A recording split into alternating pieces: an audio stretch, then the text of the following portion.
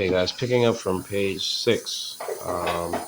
Amanda Blank since coming to Amanda Blank since coming to Namibia, something was happening where the private things inside her head were trickling out of her mouth in form without her knowing it. Meg, give me back my phone, okay? What's this urethra? I don't know exactly, Amanda said. She frowned. How could that be one more thing she didn't know? Okay, the line's moving, Mom. You can go. Amanda looked in the rearview at her daughter. Meg's green eyes, shaded by bangs, met her own, then slid down to her notebook, leaving only a view of the top of her hat.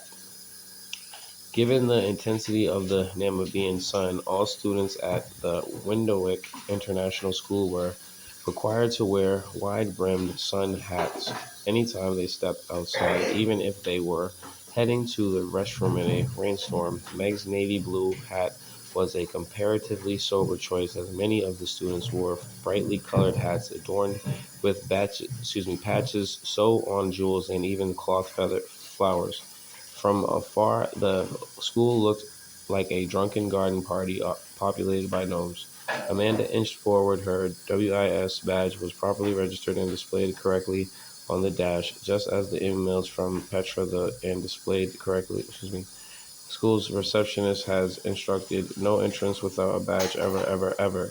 Amanda did not know Petra, but she was already keenly aware of her fondness from exclamation points. Not that Amanda had ever seen anyone so much as glance at her badge. Today, the guard, a stunning Damara woman dressed like a New York cop, kept her eyes glued to her phone as she waved the cars through with a slight flick of her hand. By the time Amanda entered the lot, the spots nearest to classrooms were already taken. A Swiss mother hurled her car into the zebra-striped crosswalk, disregarding the waving arms of Headmaster Pierre, the French-Canadian head of the school, who stood in the parking lot each morning trying to instill some sense of order. Another observation Amanda had jotted in her book: Europeans are not very good at waiting. As she puts the car in park, the furious scribbling from the back seat got a little more intense. I packed you one of those Afrikaner donuts, Amanda said, breaking the heavy silence. They're called Koisk sisters, Mom. Anyway, Miss Ruby doesn't allow sweets. Maybe you can eat it in the bathroom? There was a pause. Amanda could only hope it was because her daughter was appreciating her mother's love as opposed to embarking upon a lifelong eating disorder. Okay, thanks. Around them, the staccato bursts of car doors opening and slamming again. Her daughter, however, remained steadfast, hunching down farther in the back seat. Amanda waited 2 more minutes until it was really time to put an end to this stalling. Lolo, she finally said, resorting to the nickname she'd been using for Meg since she was a baby. You know what Miss Ruby said about pre-classroom prep.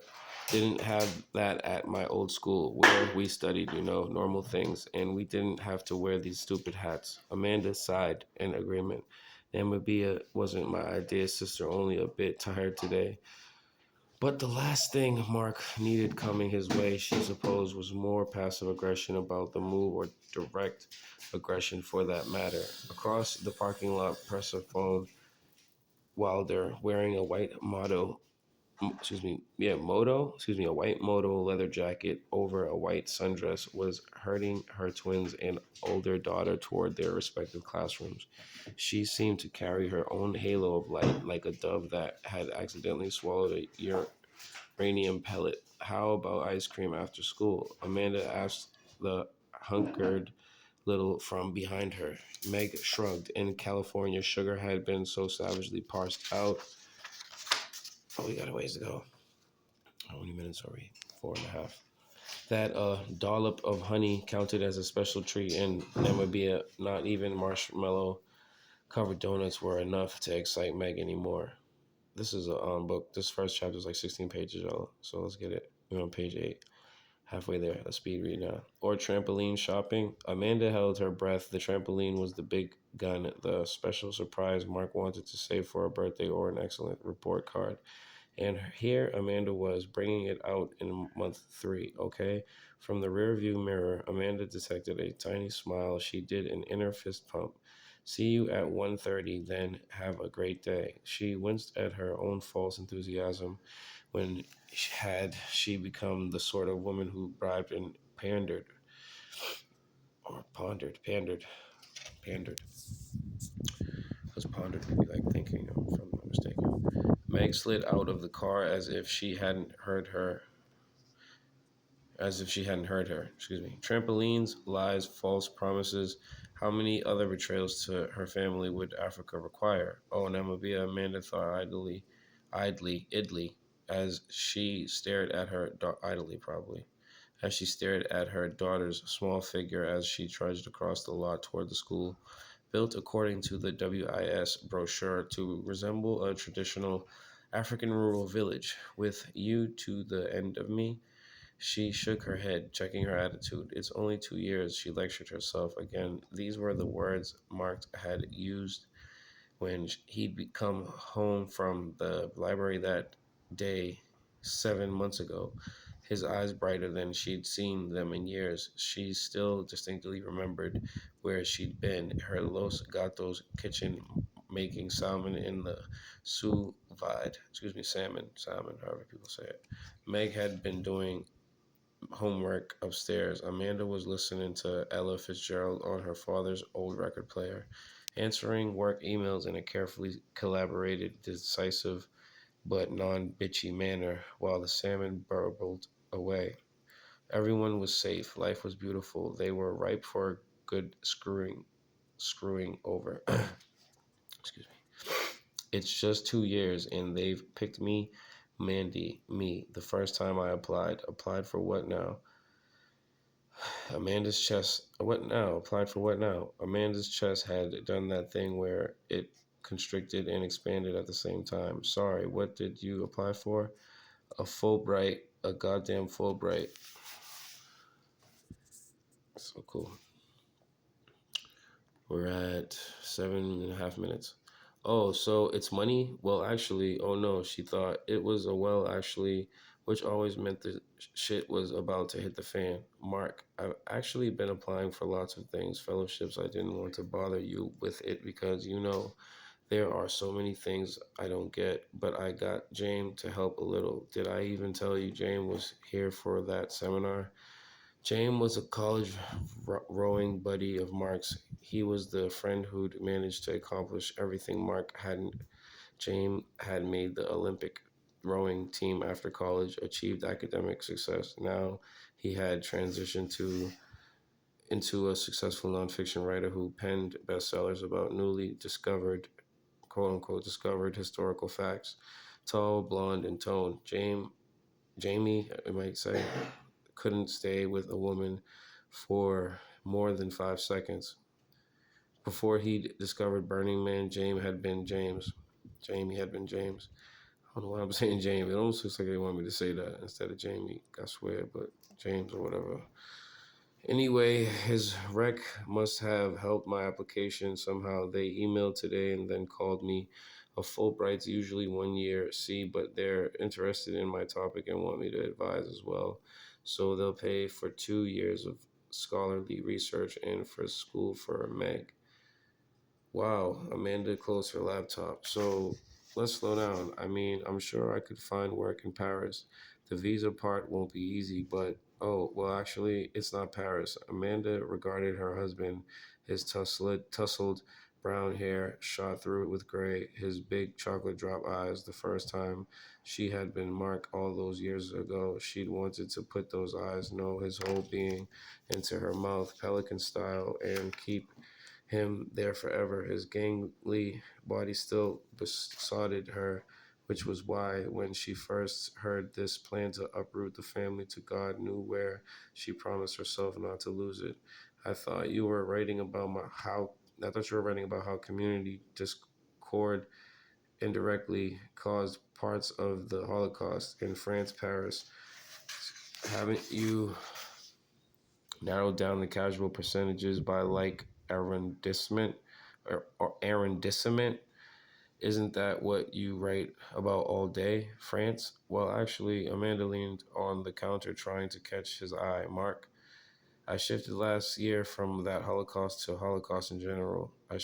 Does your dean know this?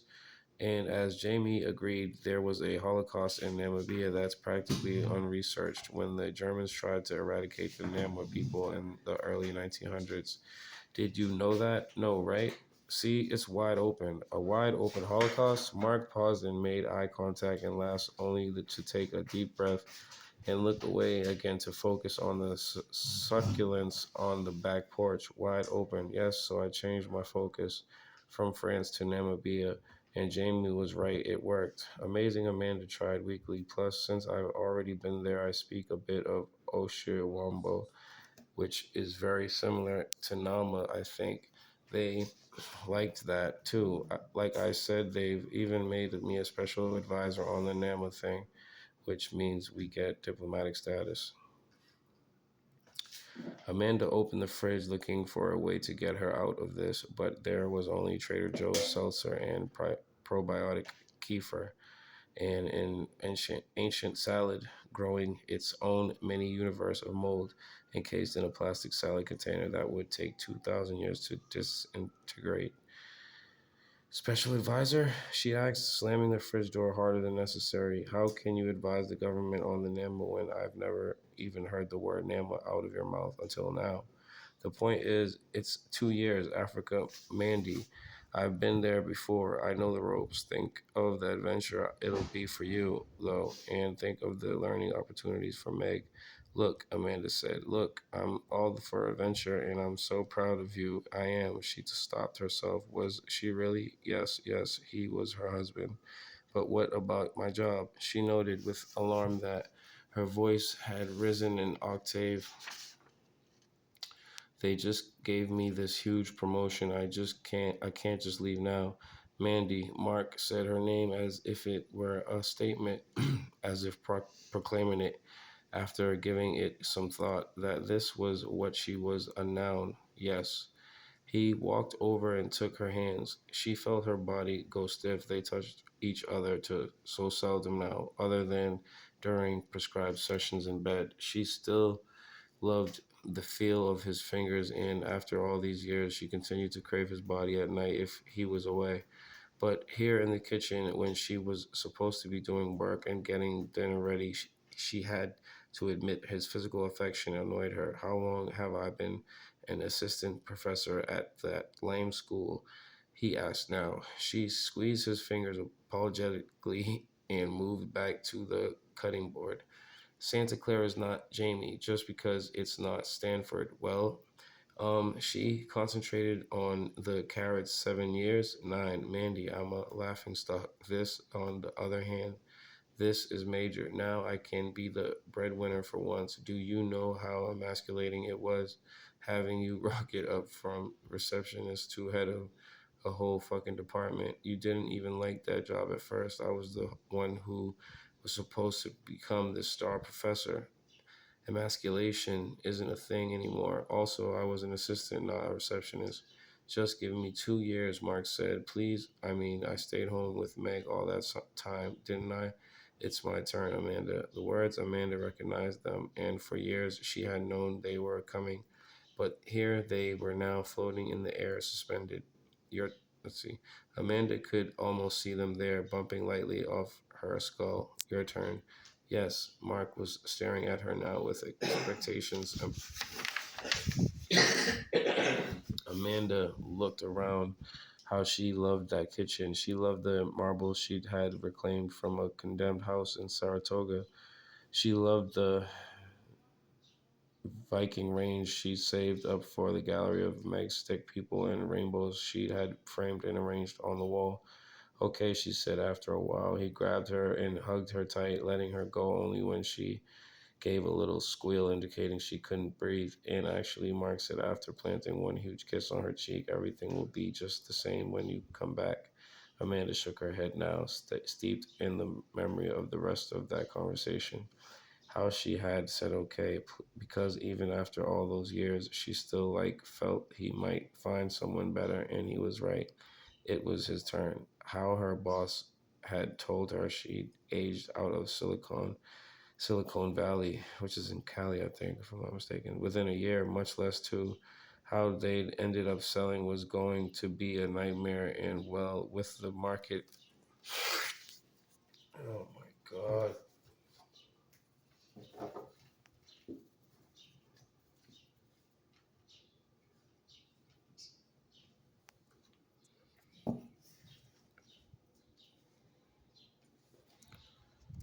All right, where are we at? 15 minutes, that's okay. Let's